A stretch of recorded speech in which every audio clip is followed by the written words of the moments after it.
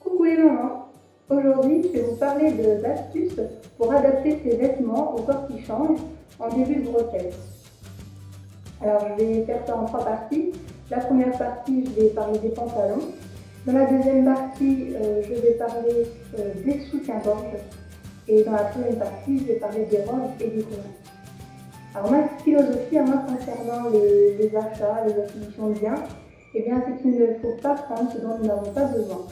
Donc dans cette optique, eh bien, pour commencer, j'ai fait le tri de mes vêtements classiques pour voir ce qui pouvait être utilisé pendant la grossesse, parce qu'en fait il y a pas mal de vêtements qu'on peut adapter à la grossesse et au roman.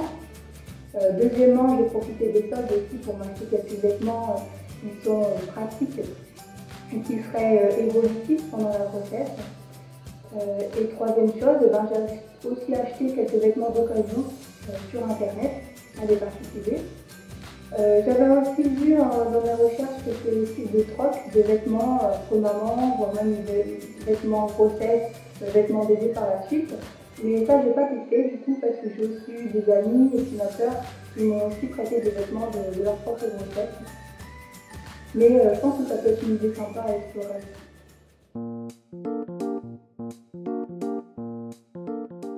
Concernant les pantalons et puis aussi tout ce qui est bas, hein, donc les jupes aussi, ce qui est à favoriser bien sûr, c'est tout ce qui est matière un peu plus élastique, on peut les garder plus longtemps. Moi j'ai pas mal de jeans, donc qui sont pas très élastiques. Malgré tout dans les jeans, il y en a quand même qui sont plus stretch que d'autres. Donc moi j'ai mis mes préférés de côté qui étaient les plus élastiques, les plus confortables et ceux dans lesquels je me sentais moins serrée. Et ensuite j'ai eu une petite idée quand le ventre a commencé à pousser et puis à malgré tout me serrer un peu avec le bouton fermé. Et je vais vous montrer ça tout de suite en image. Vers 3-4 mois, donc les pantalons ont commencé à serrer. Au début, je me suis dit c'est pas grave, je vais laisser mon bouton ouvert avec le pull par-dessus. Et c'est vrai que c'était confortable. Mais un jour, en rentrant du travail, eh bien, je me suis rendu compte que j'avais passé la journée avec le pantalon comme ça. Donc je me suis bien tapé la honte et je me suis dit, eh bien, il faut que je trouve une idée pour que ça se reproduise plus. Et en cherchant, eh bien, j'ai pensé à prendre des élastiques à cheveux. C'est vrai que c'est tout bête, mais on en a toutes chez soi. Il existe plusieurs tailles d'élastiques. Alors au début, j'ai commencé avec la petite taille et puis après, j'ai utilisé les plus grands. Alors je vais vous montrer comment je les ai utilisés.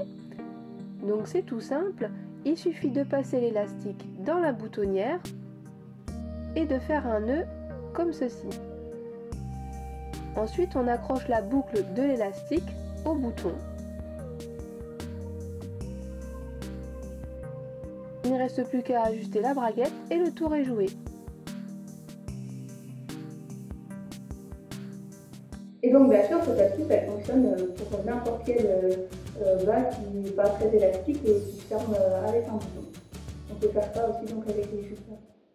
Sur la jupe, je vous remonte le mouvement avec un grand élastique.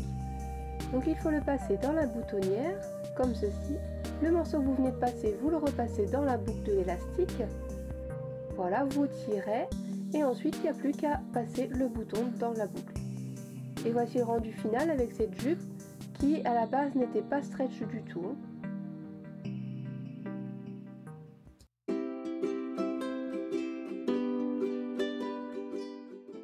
Alors les soutiens-gorge, ça dépend vraiment de chaque personne. Moi personnellement, 3 mois et demi de grossesse, j'ai déjà gagné un bonnet de soutien-gorge. Donc j'ai fait le tri pareil dans mes sous-vêtements. Hein, et ceux qui ont des armatures, ils nous viennent vite quand on a la poitrine qui gonfle. Et donc mon astuce avec laquelle je tiens depuis le début de ma grossesse, c'est d'utiliser des soutiens-gorge sans armature qui soutiennent bien comme les soutiens-gorge de sport. C'est l'astuce pour tenir le plus longtemps sans racheter tous les mois des soutiens-gorge, même si à partir aussi pour les culottes. Je pense que on entend souvent, hein, mais l'idéal c'est d'avoir des sous-vêtements en coton. Ça fait un peu peur le coton, mais finalement quand on cherche, il y a pas mal de sous-vêtements sympas avec une base coton et qui peut avoir de la dentelle autour et qui est très joli. De toute façon, moi, depuis que je suis enceinte, le synthétique, j'ai vraiment du mal à supporter, aussi bien en sous-vêtements que sur les vêtements. Hein, quand on manque plus, le synthétique, ça m'insupporte. Et donc voilà, le petit truc, c'est d'avoir des sous-vêtements en coton, ça évite les soucis, bien des soucis et c'est très confortable.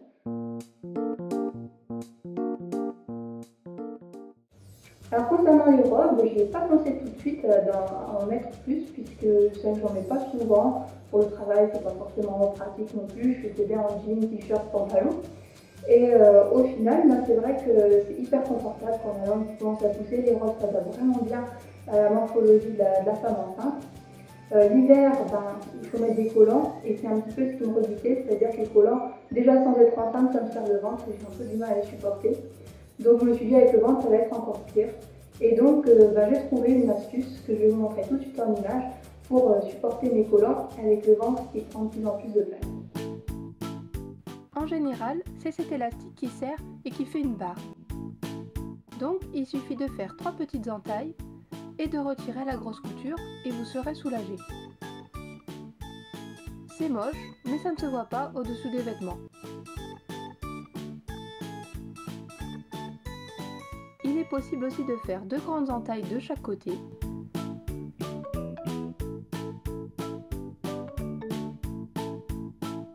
Avec cette méthode, il y a ce petit morceau plus large qu'il faut caler sous les vêtements. Mais c'est aussi très confortable.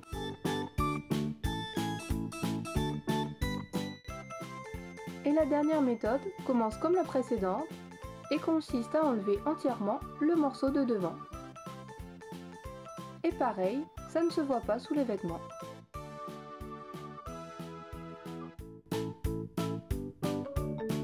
Les collants d'hiver ne sont pas fragiles et pour ce que j'ai déjà fait, ils n'ont pas filé même après lavage. On a fait le tour des petites astuces qui m'ont servi en début de grossesse. J'espère que ça vous donnera des idées. Au plaisir de vous revoir dans la prochaine vidéo. Et en attendant, je vous dis prenez soin de vous et de vos enfants.